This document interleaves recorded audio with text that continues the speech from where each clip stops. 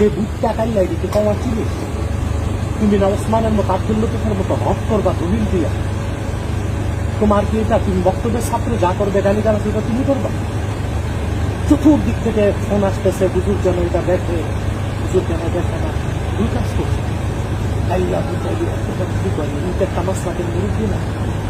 আর আল্লাহর বিধান আছে, আল্লাহ তাআলা কোরআন কারীমে নির্দেশ করছে যে মুশরিকদের ইলাহকে তোমরা গালি দিও না, মুশরিকদের যে মূর্তি ওগুলোর গালি দিও না। তখন মূর্খতাবশত ওরা আল্লাহ তাআলাকে গালি দিবে,